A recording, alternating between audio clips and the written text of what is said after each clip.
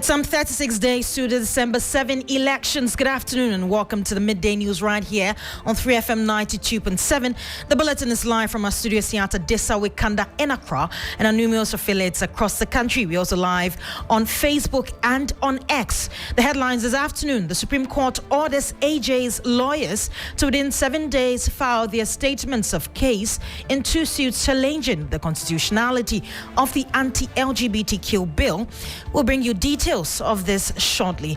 Also, Speaker of Parliament hints the House would resume in early November after a crunch meeting with the Council of State to resolve the stalemate over the recent seat saga. And concerned grassroots members of the Colleges of Education Teachers Association of Ghana CTAC threaten to embark on strike. We'll bring you details of these and many more stories coming up in the next 30 minutes. Do stick and stay. My name is Judith Brown.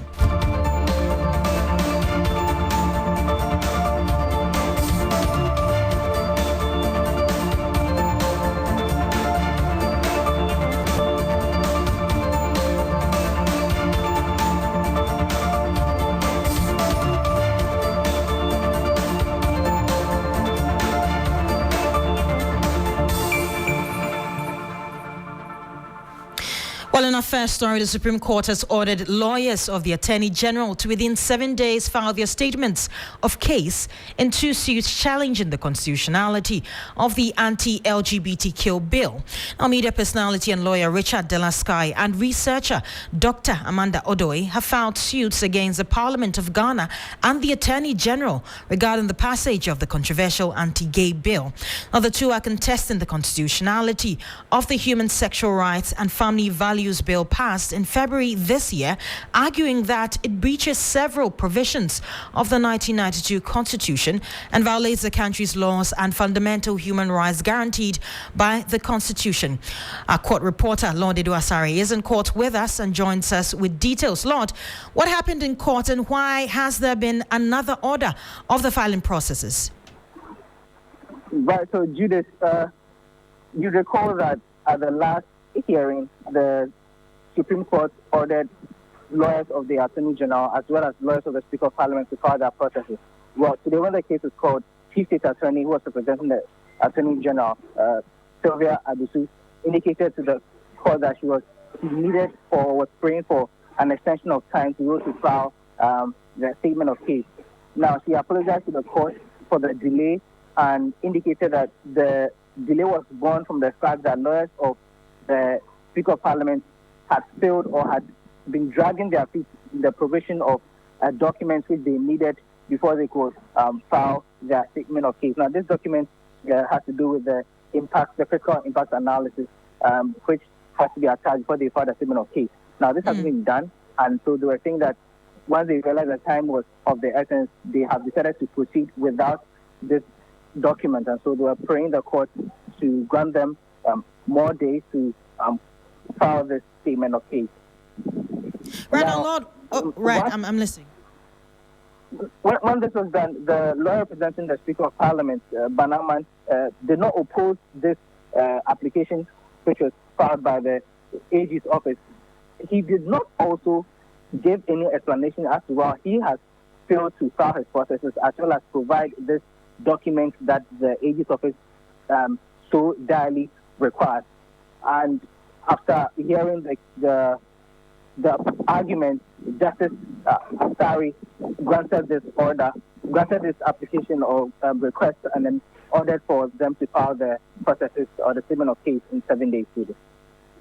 Right, now, was there any indication of merging the two cases? The case? Not so far. Now, the case was, Dr. Amanda Odo's case was called separately, and the same concerns were raised. And so, again, the judge or the justice hearing the case ordered the AG's office to file the statement of case within 7 days. You recall that the issue of consolidating the case has come up more often than not, but there hasn't been any indication as to whether this will be done in the coming days. We'll see how things will pan out as the case unfolds, Judith. Many thanks for your time. That's our court reporter, Lord Iduasare, bringing us details from court regarding the anti-LGBTQI case. But let's head to Parliament now, because the Speaker of Parliament, Alban Tumana Kingsford Babing, is expected to recall the House of Legislature early in November. Now, this follows a crucial meeting with members of the Council of State who called on the Speaker on Wednesday. During a closed-door meeting, the Council assured the Speaker of their commitment to assist in resolving any existing issues to facilitate Parliament's swift recall. Now, the Council applauded the efforts of the Speaker in keeping the democratic credentials of the country high through efficient handling of the legislature. The meeting comes against the background of the controversy over the Speaker's declaration of some 4 seats in Parliament as vacant. The Supreme Court on Wednesday, October 30, dismissed Mr. Babing's application to set aside its order staying the ruling that declared 4 seats vacant on October 17. Now, according to the Apex Court, the grounds of Speaker's application for the Apex Court to set aside its order on October 18, 2024 has no merit. According to the court, the Speaker's submission that it had no jurisdiction in the matter was misconceived because the matter in question was a clear case of constitutional interpretation. Well, let's bring you a political analyst and lecturer, Dr. Jonathan Asantiotre. Good afternoon, sir. Now, what do you make of the backdoor efforts to resolve the impasse in Parliament? The Council of State yesterday met the Speaker. Is it too late in the day? Well, I'm saying good afternoon to you, Judith, and to your listeners. I think that it is always better late than never. Some of us have proposed that, there ought to have been more consultation and negotiations in the background before, Mr. Afenyomaken decided to go to court in the first place. His attempt at, arm twisting the Speaker or the other side of Parliament, was born out of bad faith.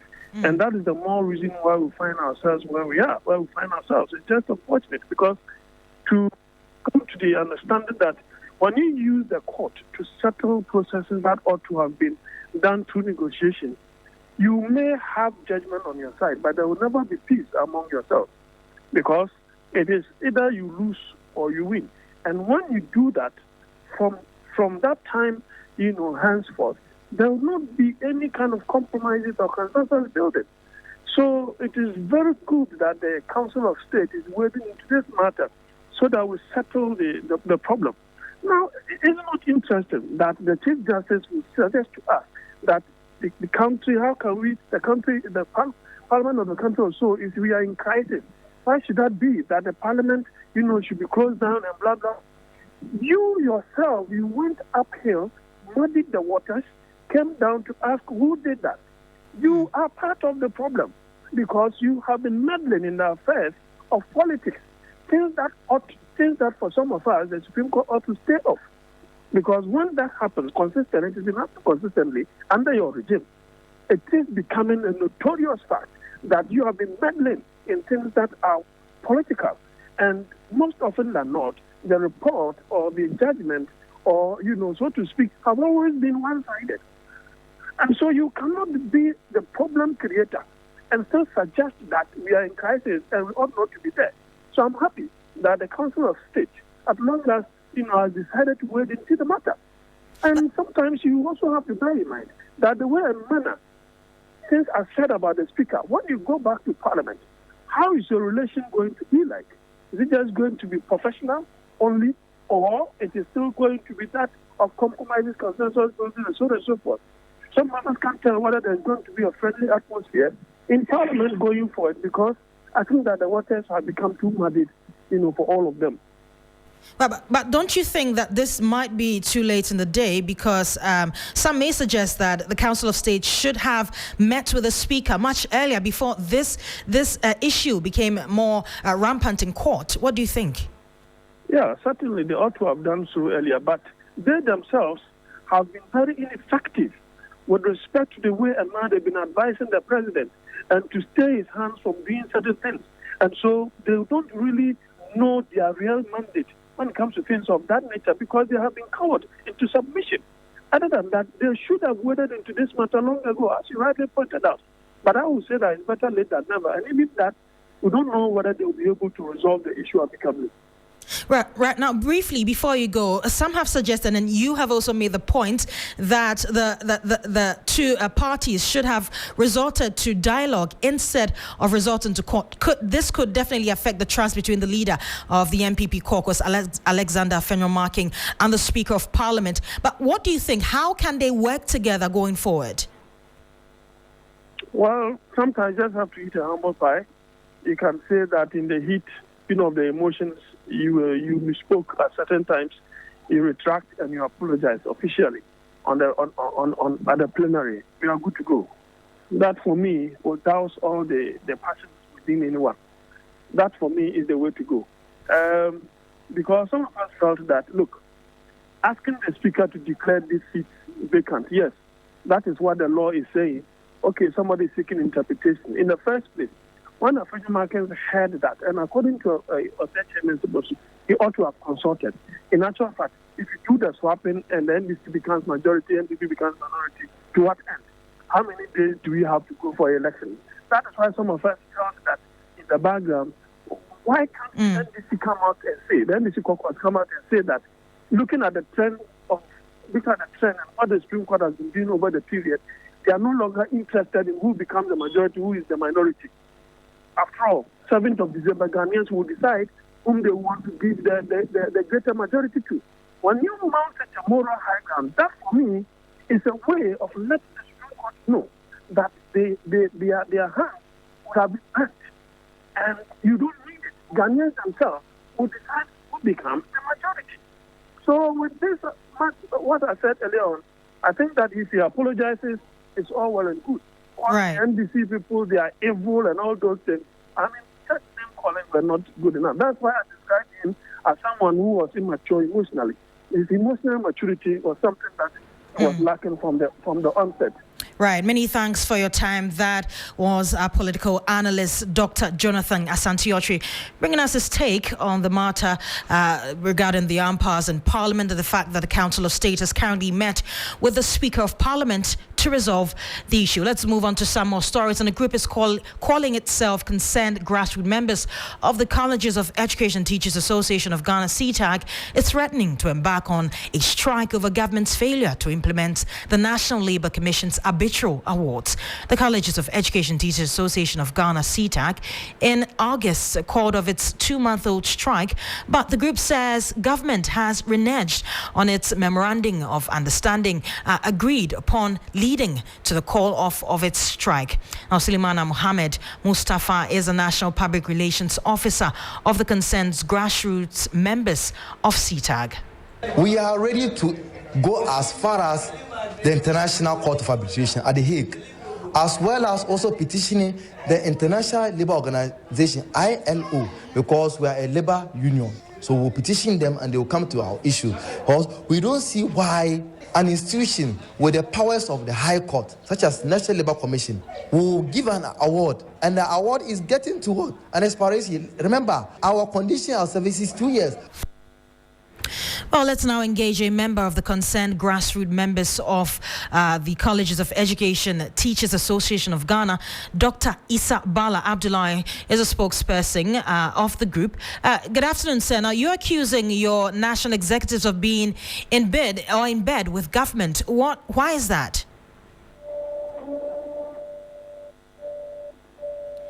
Good afternoon, sir. If you can hear me, I'm asking why you're accusing your national executives of being in bed with government.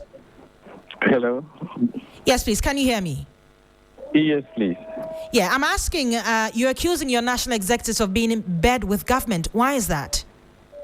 Oh, so sorry. I think this is Abdullahi Yakubu, the General Secretary of the Judicial Service Staff Association of Ghana. Right.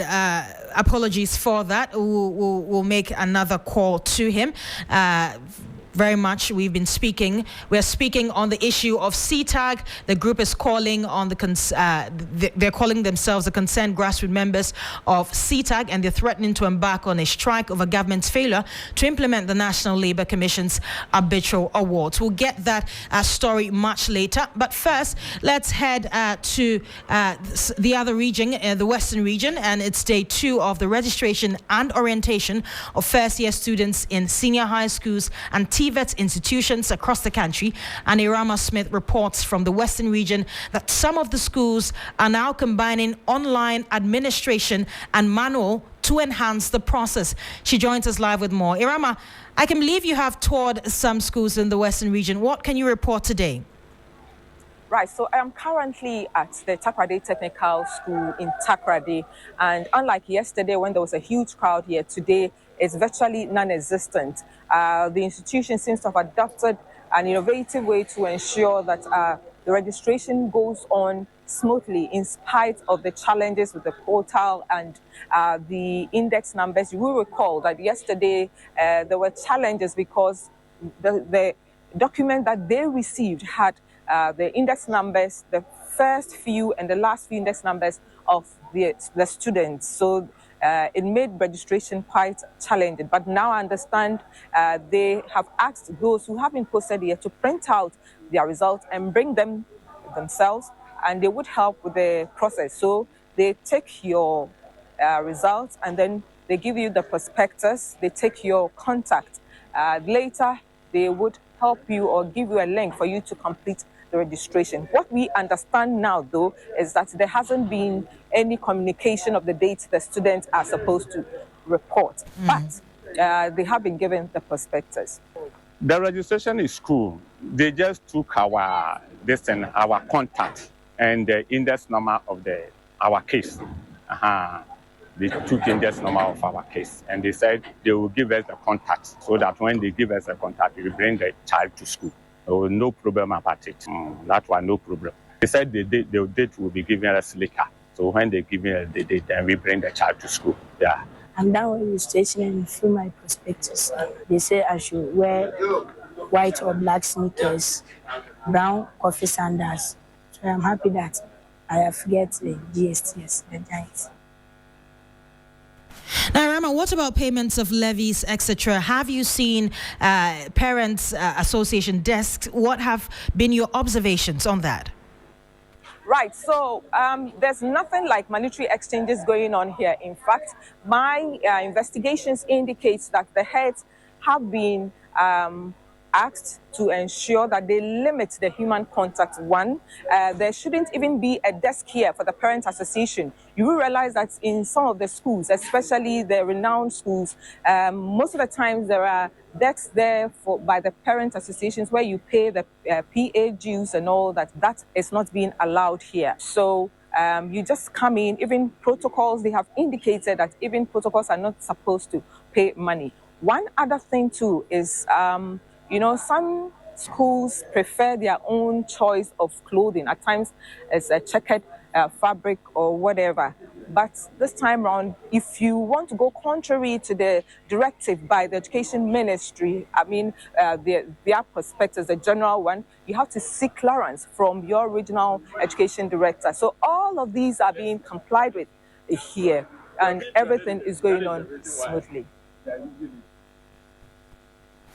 Well, you heard that Irama Smith. She has been speaking to us about issues of school and the return to school by freshers in Form 1. But let's head back to CTAC because a group calling itself Concerned Grassroots Members of the Colleges of Education Teachers Association is threatening to embark on a strike over government's failure to implement the National Labour Commission's arbitral awards. Well, we can engage a member of the Concerned Grassroots Members of CTAC, Dr. Issa Bala Abdullah. He's a spokesperson for the group.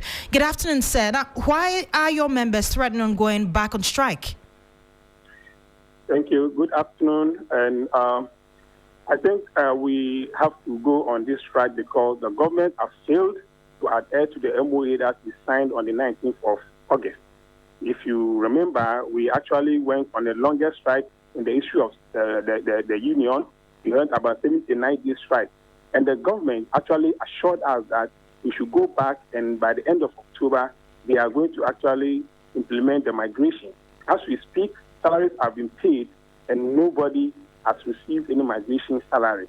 We actually called off the strike also because the office of the vice president actually intervened, because earlier on we rejected the first MOA, which was signed between the Ministry of Education and our union. But when the vice president came in and intervened and put his integrity online, we thought that we have to give that office respect. So we decided to give them the benefit of the doubt and see what they can do. But my sister, as we are speaking, nothing has happened. And if you know, we just actually didn't call off the strike. We just actually postponed it. And now that they have not paid, I think it's time for us to actually go back to the strike. Well, are you engaging your national leadership on the matter? In fact, national leadership has been adamant. They have been dormant.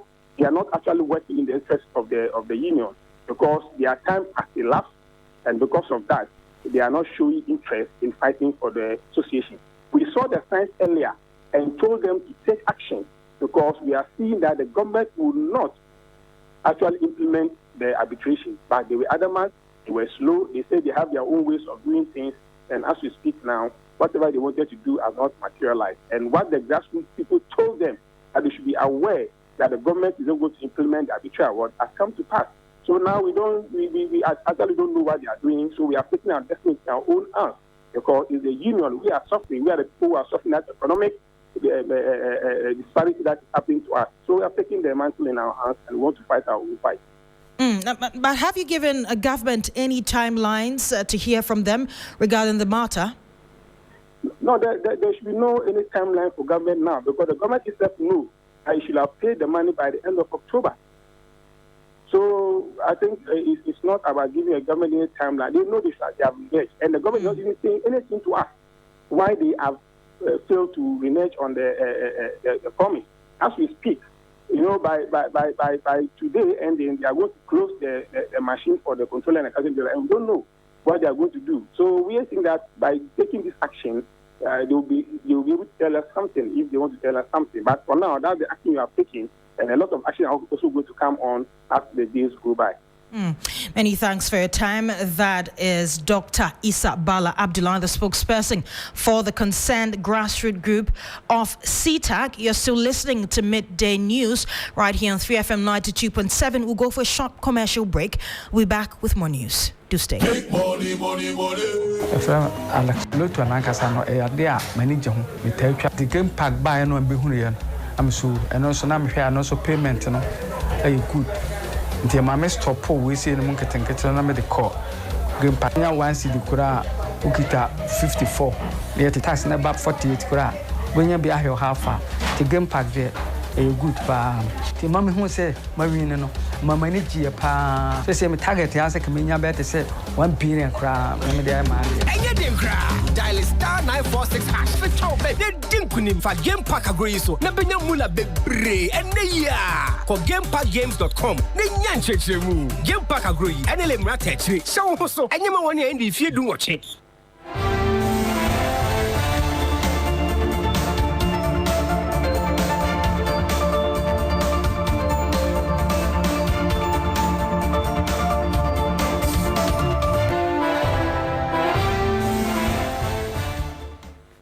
Welcome back. You're still listening to the Midday News right here on 3FM 92.7.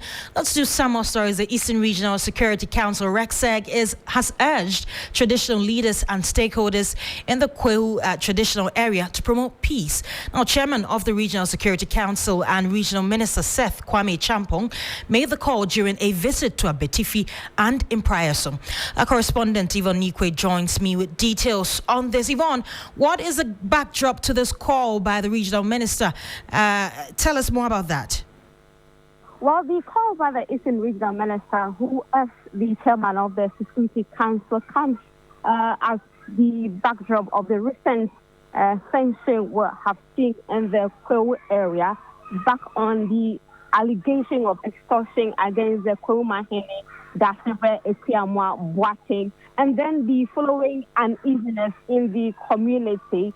It's hoping that they will restore peace in the area before the matter is dealt with. Right, let's now listen to the Regional Minister, Seth Kwame Champong. Realized that it is prudent to hold such stakeholder engagements with our traditional leadership. The reasons are simple. Our traditional leaders are the custodians of our lands and of the property and assets we have. And the religious leaders, Ghana being a very religious state, they are a very important religious body. And as a body whose responsibility it is to keep the public safety in check, we deem it right to have such an engagement with our stakeholders so they help us to disseminate the peace message, to help mitigate against the buildup of tensions within the last mile of the electioneering campaign of 2024. So for us, as a regional security body, our focus is to have our region very safe so that each and every person can go about their normal chores without any hesitation. Now, Yvonne, if you're still with us, what have traditional authorities been saying?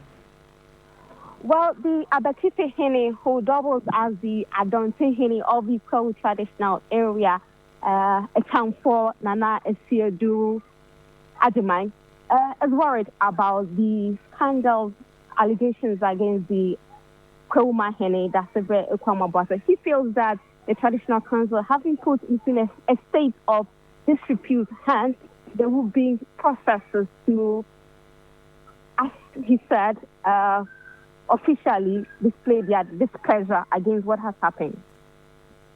Ryan, many thanks for your time. That's our correspondent Yvonne Nikwe bringing us more details on the matter. Let's do some more stories. The governing New Patriotic Party says it is targeting over 300,000 votes in the Volta region ahead of the December 7 general elections. The party's director of communication, Richard Ahiadba, at a press conference in Ho said the MPP in the last 8 years has done a lot of developmental work in the Volta region, accounting for a steady growth in its support base in the region. Faisal Abdul Idrisu is our Volta regional correspondent. He joins us with more updates from Ho. Faisal, tell us what makes the MPP think they can better their gains in the Volta region, and how are things looking like? Well, so before I tell you what is even more current, let me avert your mind to the happenings in the region as far as the MPP-NDC politics is concerned since 2016. It was 2016 and 2020 that the MPP started its insurgency, so to speak, on the Volta region, particularly ensuring that people in the border communities they perceived to be Togolese were not allowed to vote in the 2016 election. They were not allowed to vote in 2020, and that significantly reduced the NDC's votes in the border communities. But further to that action is the narrative the MPP is pushing in the region that despite the long-standing loyalty and partnership with the NDC by the people of the Volta region, they are not in any way benefiting in terms of development. And now that they are running into the 2024 election, they are telling the people in the region that they have done enough in the last 8 years as a government, and with the few days to the election, they present themselves as an alternative to the NDC here in the Volta region, and urging the people to pick them instead of the NDC. Now, the party says it's targeting over 300,000 votes in the region. Tell us about that. Yes. In the last election, the MPP had over 100,000 votes in the Volta region. That was a significant rise. The NDC, on the other hand, increased their votes. But for the MPP, that significant rise for them in the 2020 election is just the start of so many good things for them in terms of the numbers they would want to get here in the region. And so they are pushing further that come December 7, they would go beyond the 100,000 votes they had in 2020, probably getting between 300,000 to 500,000 votes here in the Volta region. They are telling us that they have worked for it, and so they are sure of gaining the 300,000 votes and more in the December 7 election. Many thanks for your time. That's a correspondent in the Volta region. He is in the person of Faisal Abdul Idris, will bring us more details from them. That's how we wrap up Midday News right here on 3FM 92.7. A pleasure coming to you always. My name is Judith Brown. Do stay tuned. We have business news up next.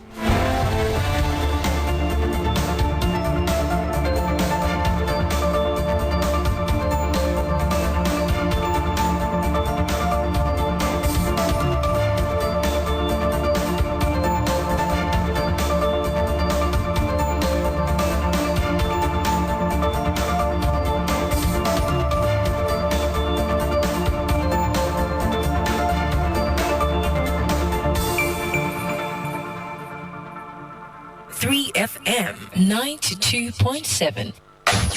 Accra gets busy on this frequency. 92.7 3FM. Last. Now everybody go to breakfast. But one love, but them never reach like that. Hey, ready to make your drive home epic? It's the 3FM Drive with the one and only Giovanni Killen. Right here on 3FM 92.7. Weekdays, 3 p.m. to 7 p.m. We're transforming your commute into a top-tier experience. Need a pick-me-up? Our music belt is pure energy, pure vibes. Stay ahead with the Drive Sports, bringing you the latest scores and highlights. Curious about the stars? We've got all the hottest trends, celebrity profile interviews, plus DJ faculty has got you. Mic check, 1, 2, check it out. 1, 2. Monday, Tuesday, Wednesday, Thursday, Fridays on 3FM Drive. You know where it's at. This is where the action is at, live on the 3FM Drive on 3FM 92.7. Welcome to the 3FM Drive. That's right!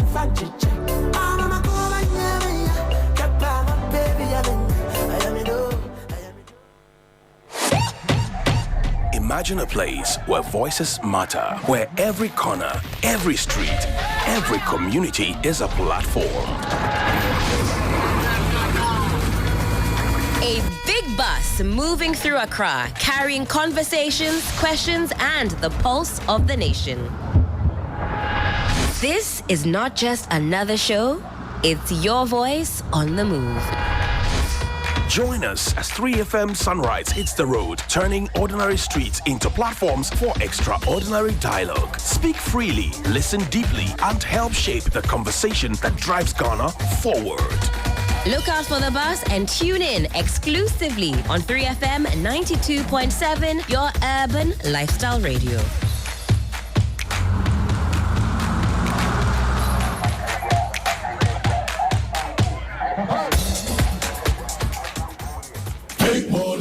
Money. Alex Lotu Anankasa no Eadea, manager home, the take the game pack by no and be Hunian. I'm so and also now here and also payment no good. The mamma stop poor we see in the monkey and get the call. Game pack now once the Kura Ukita 54. Yet the tax never 48 Kura. When you be a half far, the game pack there a good bar. The mammy who said, Marino. Mama ni ji pa say me target ya say kemenya bet say 1 billion kra me dey man enye dem kra dial *946# for chop be din kunim fa game pack agree so na benya mula bebre ene ya ko gamepackgames.com na nya nchechemu game pack agree ene le mra techri se wo so enye ma woni e fie du woche. Accra gets busy on this frequency. 92.7 3FM. 3FM.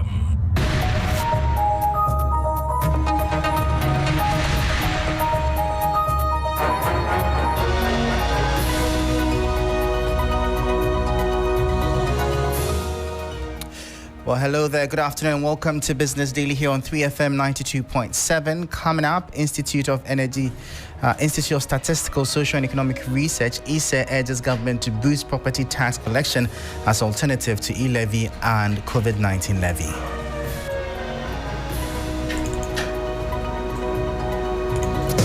Trillion points. There's a lot in there. All right. So I think this is the 33rd edition of our report, and people find it useful in terms of the data, in sense of the. And President Akufo-Addo has sent to Ghana Shippers Authority Act 2024 in a bid to strengthen the authority's regulatory mandate, positioning Ghana as a competitive and fair hub for commercial shipping. I am Michael Ogbodu. I'll bring you details of our top stories and more shortly. Please stay.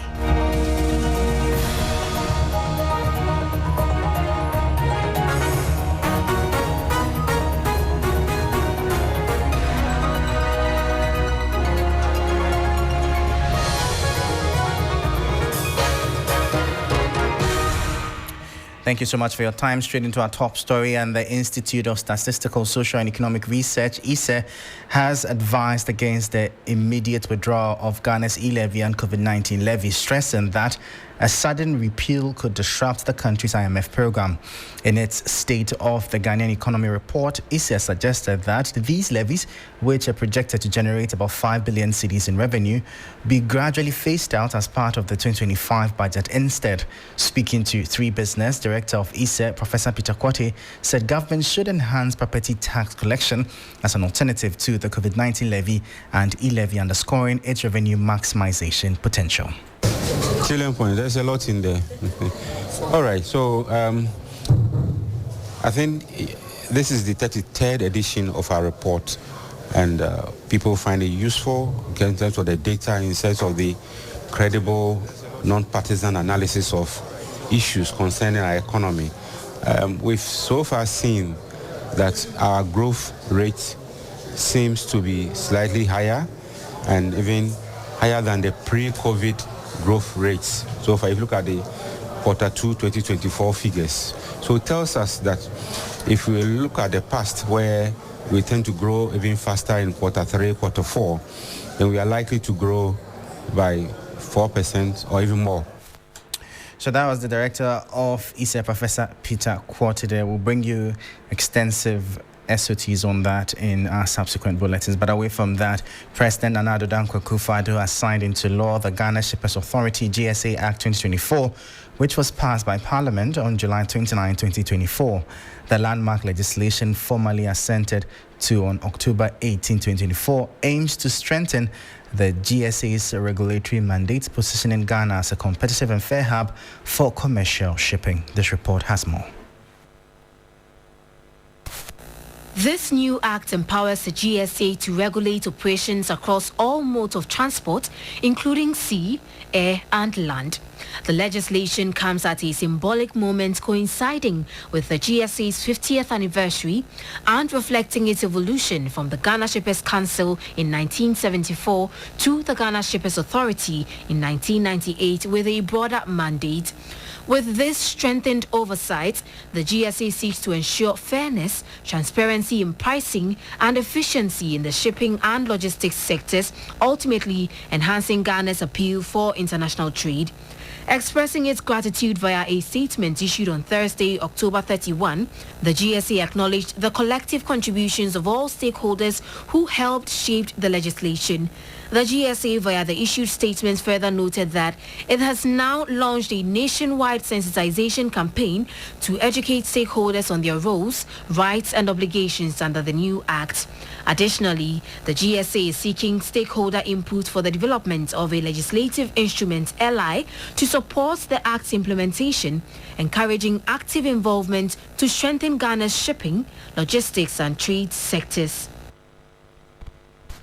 That was a 3 Business News Desk report. Now, the National Insurance Commission, NIC, has instructed insurance companies to create customized insurance products aimed at enhancing access, specifically tailored for the informal sector in Ghana. According to the Acting Commissioner of Insurance, Michael Kofi-Ando, it has become imperative to design innovative insurance products that meet the unique needs of the informal sector, as they constitute a significant portion of the national labor force, yet often lack access to insurance when disaster strikes. But we know that in Ghana we have more people in the informal sector than the formal sector.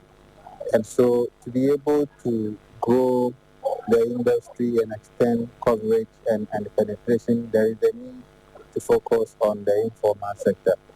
So there are 2-pronged approaches that we are pursuing. One from the supply side and one from the demand side. So on the supply side, we are training the insurance companies to design products that are suitable for the informal sector operators. And then on the demand side, we are educating the operators in the informal sector about the risks that they run and how they can use insurance to mitigate some of those risks. The people in the informal sector alone, they don't buy a lot of insurance. Not because they don't need it, but because there's a gap. This is the 33rd. So that was Acting Commissioner of Insurance, Michael Kofi Ando, speaking there, bringing an end to Business Daily here on 3FM 92.7. For more business stories, please check out our website. It's 3news.com/business. I am Michael Ogbodu. Thank you for listening. As always, please stay safe. 3FM 92.7. Accra gets busy on this frequency.